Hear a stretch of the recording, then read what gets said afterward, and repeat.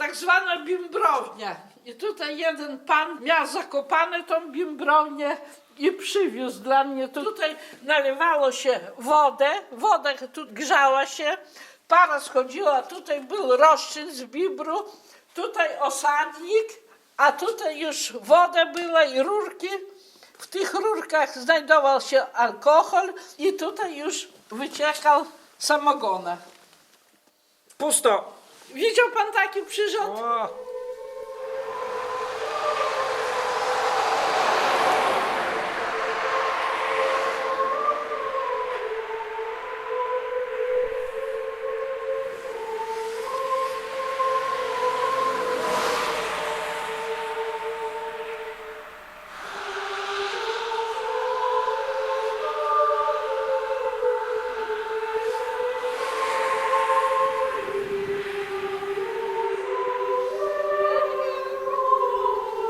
Co ty mnie zdjęcie robisz? A ty, jeżeli Z tyłu. pani rozumie, o gdzieś tak, o tak, albo z dołu. Staraj się ją robić tak, jak ona mówi. Tylko, że mnie oni widzą. 5-7 sekund. Ciebie nie będzie widać, ja już będę uciekał od ciebie. O to się nie martw. Pod koniec XIX wieku parafia prawosławna w Rybolach otworzyła parafialną szkółkę. Nauczycielami byli proboszczowie, wikariusze i ta szkółka parafialna trwała do I wojny światowej. Po I wojnie światowej przyjęta przez Ministerstwo Oświaty i tutaj dzieci uczyły się po wsi, po mieszkaniach, dlatego że Niemcy spalili tą szkołę. W latach 30. z Pasynek zostały przywiezione urząd gminy i tutaj było 5 pomieszczeń, gdzie dzieci się uczyły. W latach 70. w Rybolach uczyło się ponad 100 dzieci. A już w roku 2008 tylko było 7 dzieci i 3 nauczycieli. I dlatego została szkoła zlikwidowana, a dzieci są dowożone do szkoły zbiorczej w Zabludowiu. Prawosławny ksiądz Grzegorz Sosna wystąpił do Urzędu Miasta i Gminy, żeby zwrócili nam tą szkołę wraz z placem, ponieważ gmina nie zwróciła nam 50 hektarów ziemi. No i ksiądz w cerkwi 3 razy dla parafian powiedział, że szkoła została oddana przez Urząd Miasta i Gminy w Zabludowiu i będziemy tutaj tworzyć muzeum. Teraz mamy powyżej 2000 egzemplarzy antyków tych. Nasi parafianie bardzo radośnie zaczęli przynosić te eksponaty, a także duża moja rodzina przyniosła tutaj eksponaty, że zostały w tej szkole, jak kiedyś było na wsi. Wchodziło się do sieni, co w sieni znajdowało się? Beczki, żarna, później wchodziło się do kuchni. W kuchni znajdowały się różne garki, miski, piec stał. No i dalej wchodziło się do dużego pokoju, tak zwana duża chata. Muszę powiedzieć, że takie były piękne, wyszywane makatki i nasi parafianie, kobiety proste, które uprawiali ziemię, tak pięknie jak artystki wyszywały te makatki, kapy, ręczniki. Jak przyjechali z bieżeństwa po I wojnie światowej, to ręczniki były wyszywane krzyżykami, tylko nićmi czarno-bordowymi, ale później to już zaczęto wyszywać różne kolorowe kwiaty. Tutaj może pokazać taki piękny obrus wyszywany różnymi kolorami. Kiedyś na bazarze nie kupowało się kwiatów, tylko same robiły takie piękne kwiaty z papieru. Nad łóżkiem były takie makatki, piękne z jeleniami, ale to nie tylko jako upiększało te mieszkania, ale także jak się spało, to żeby do zimnej ściany nie dotykać się było, bo to było ciepło. Tutaj łóżko stoi i siedzi kobieta, kołysze dziecko. Proszę zobaczyć, kołyska była robiona z wikliny, przyczepione do sufitu. Mama kołysała dziecko nogą, a sama robiła robótki. Taki kącik męski. Mężczyźni posiadali najpilniejsze rzeczy w gospodarstwie. I tutaj jest kuźnia. I tutaj tak, paliło się ognisko i trzeba było robić nawet różne rzeczy, czy to podkowy, czy O, tutaj proszę, na tym kowadle. Różne hebelki, teraz są elektryczne, a te hebelki są ręczne. Małe i większe, drewniana taka tokarka. Proszę zobaczyć też, zrobiona i jeszcze czynna taka na pedał, tak. Bardzo stare, takie toczyło, tak do ostrzenia noży. Proszę zobaczyć, takie oszczałka taka, o. Robione przez kowale. Ile to trzeba było trudu, żeby takie piękne podkowy albo nawet zamki zrobić. No i tutaj jeszcze takie mam podkowy kowalskie. To są narzędzia kowalskie do podkucia konia. Ręczne, tak zwana piłka drużba, że we dwójkę się, a to jest świadectwo czeladnicze. Kobiety tkały płótna, kapy, ręczniki, wszystko ręcznie robione. I może ja tutaj pokażę, jak to się tkało.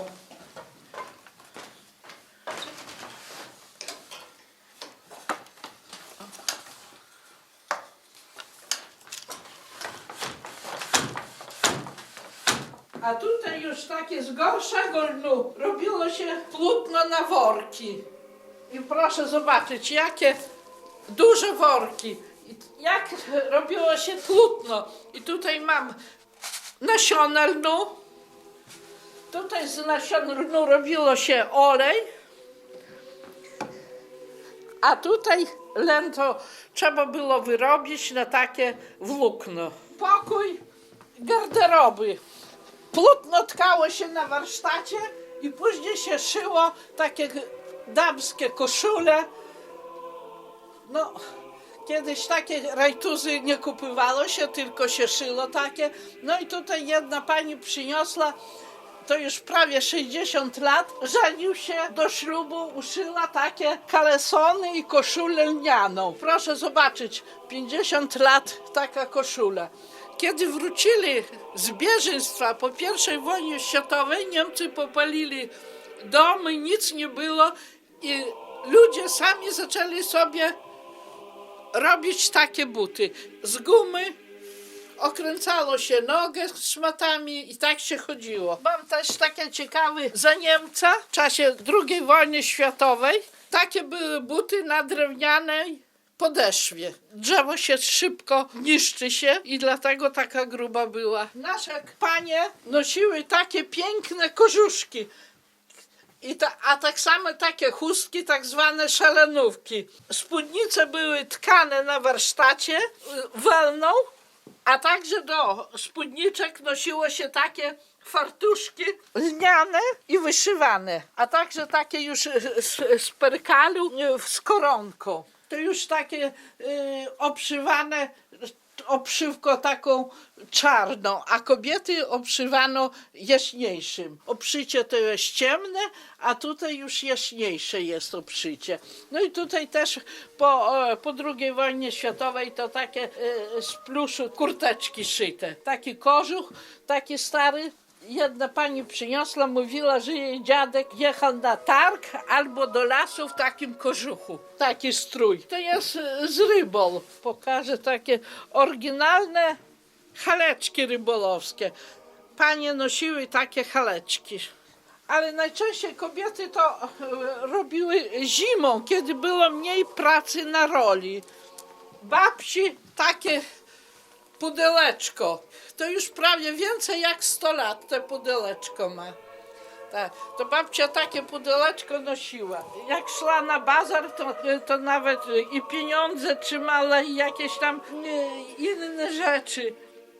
Przyrząd do nawijania nici do czulenka. I tutaj mam takie czulenko i to wkładało się tutaj do czulenka i tkało się. Berda to się tkało chodniki ze szmat. To musiało być takie, to już do lnu, już takie gęstsze do tkania lnu. Przerło się na takim kołowrotku. to wszystko jeszcze, o proszę zobaczyć, to wszystko jeszcze działa. Tutaj mamy prawdziwą kuchnię. Proszę zobaczyć piec chlebowy taki i tutaj się gotowało, a tutaj się piekło. Takie garnki żeliwne. To czychuny, tutaj nawet mam taką tarczkę własnej roboty. Gdzieś ona mnie spadła tutaj. Proszę zobaczyć, własnej roboty taka tarka.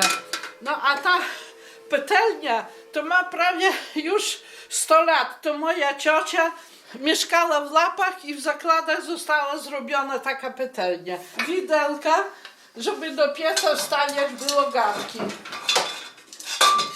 Kładło się liście kapusty albo chrzanu i wsadzało się do pieca. Żar się z pieca wygartało się takim przyrządem. No i tutaj mamy jeszcze bardzo ciekawe dzieże do chleba. Proszę, z taką piękną nakrywką i tutaj rozczyniało się chleb, tak zwane kopańki. Tutaj makaron się robiło, kluseczki. Tutaj mamy bijanka, robiło się masło. Wlewało się śmietanę i masło. Nie było kredensów, to zawsze w kuchni była taka szafka, nożyce do strzyżenia owiec. No tutaj zawsze lampa na ścianie wisiała, jak już większe święto, to zapalało się większe lampy. Jeden pan z Białegostoku przywiózł znaczki pocztowe. Donat i Maria Makalowie. To ich teść zbierał znaczki, no i postanowili tutaj do muzeum te znaczki przeznaczyć. Dzieci nie miały czym nosić książek i zeszytów. I tutaj jeden pan, mówi, dla swego syna zrobił takie pudeleczko, taki tornister, który kładał tutaj książki, zeszyty i to był taka teczka do szkoły. To pozostało się to wszystko po szkole. Nawet jest kalamarz, pióro i tak kiedyś się pisało. O. Drewniane liczydła i tutaj tak, mam liczydło takie. Też mnie przynoszą takie odznaczenia. Tutaj jest pralnia, jest frania, to też wygotowywało się bieliznę, a to był magiel, przecież nie było, proszę zobaczyć, taki prymitywny, taki ciekawym takim jest żelazko z duszą. Otwiera się, tutaj duszę wkładało się do ognia, grzało się, wkładało do prasowania.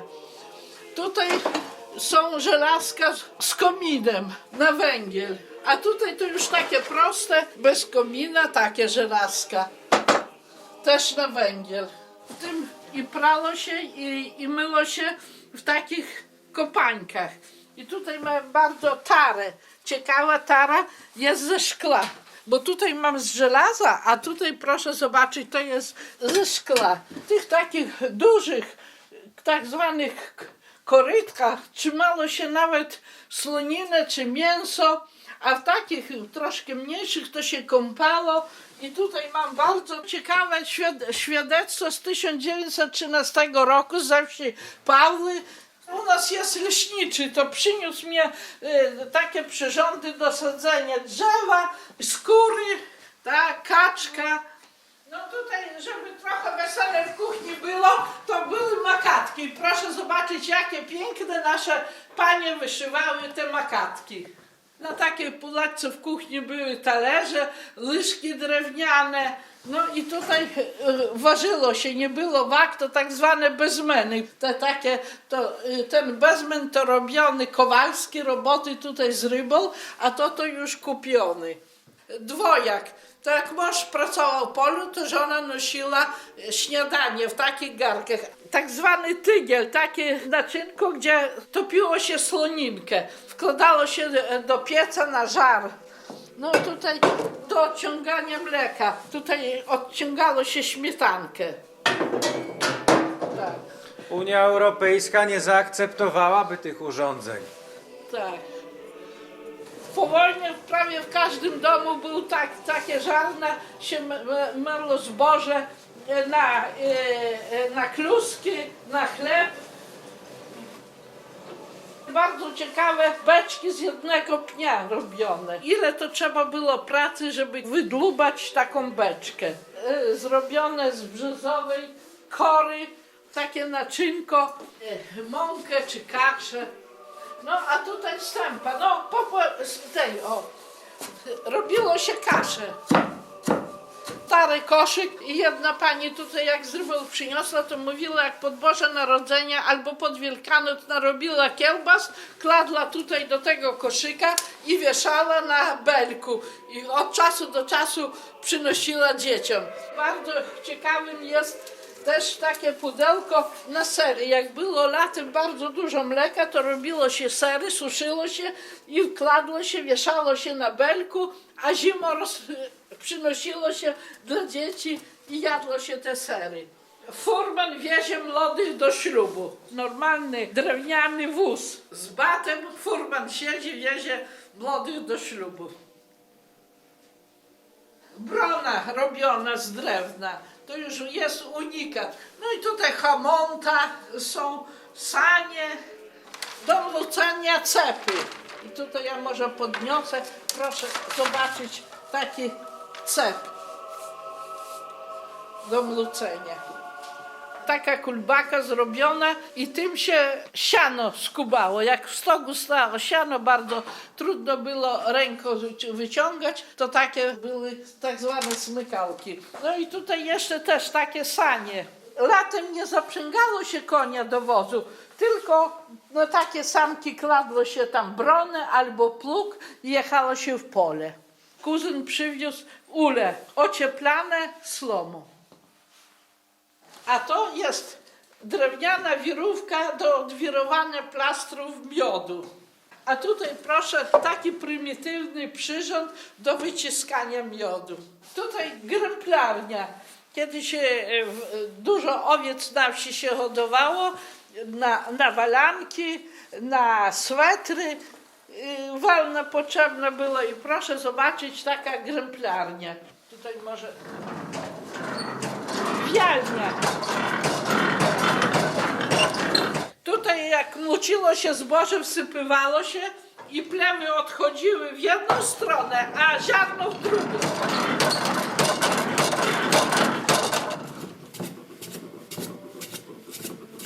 Co widzieliśmy, ten warsztat to tkane lniane, proszę farbowane, wszystko lniane materiały. Mieliśmy w pokoju na białym tle makatki, a tutaj już na czarnym tle. Jakie piękne te makatki wyszywane tak misternie. Ho, ho, ho, ho, ho. Proszę zobaczyć, co jest. Ojej. Tutaj takie piękne łóżka, takie piękne kapy, no i te piękne ręczniki. Nie było żadnych widoków, obrazu, to wieszało się ręczniki na ścianach na wsi. Nie było parasoli na wsi, ale były takie chusty i jak szło się czy do cerkwi, czy nad bazar, to się nakładało taką chustę. Ja może tutaj pokażę, tak okrywało się taką chustą. O, już teraz takich chust nie ma. Ile to trzeba było trudu, żeby tak misternie powyszywać takie chusteczki. No i może te kapy pan sfotografuje, wstążeczkami wyszywane. Na siatkach robione takie piękne obrusy. I tutaj może też prawie 80 lat ma ta kołyska. Jeszcze zachowała się do dnia dzisiejszego taka kołyska. No a to jak kobiety szły do pracy w pole, to brały takie kołyski, stawiało się w polu, dziecko tutaj spało, a one pracowały. A to może tak ciekawe wyprawa. Jedna pani już, która ma 70 lat, w wyprawie dostała, jak szła za mąż, pościel. Ale mówi, szkoda było spać i przyniosła tutaj do muzeum. To dwuosnowowa plachta. No i tutaj proszę, tam widzieliśmy wyszywane, a tutaj takie makatka nad łóżkiem była malowana. Na tym tkackim warsztacie tkano takie piękne obrusy. Proszę zobaczyć, jakie wzory. Ten może obrus, proszę zobaczyć, pięknymi takimi frędzlami. Może jeszcze nie pokazałam mucholapka. nie było środków chemicznych do stępienia much, to tutaj nalewało się mleko, stawiało się i muchy się topiły. Też to jest rzadkość już. Widział pan taką mucholapkę? No tutaj mleko nalewało się, otwierało się, tutaj mleczko wlewało się i tutaj stawiało się kawałeczek, kładło się serka czy mięska i muchy się topiły i w ten sposób tępione były muchy. Stary aparat telefoniczny, trzeba było dzwonić na pocztę i poczta łączyła wybrany numer. Starą taką maszynkę, która szyło się na taką kolbkę. Nie nogą kręciło się, tylko ręką, na taką kolbkę. To jest Singer. Tutaj już taka maszynka, nogą się w ruchu uprawiało się. Tutaj Singery. No i tutaj bardzo stare wagi. Kiedy w 1939, 17 września Sowieci napadli na Polskę, otworzyli sklepy. I tutaj w każdym takim sklepiku był wagon i nazywa Zawód Udarnik Męsk.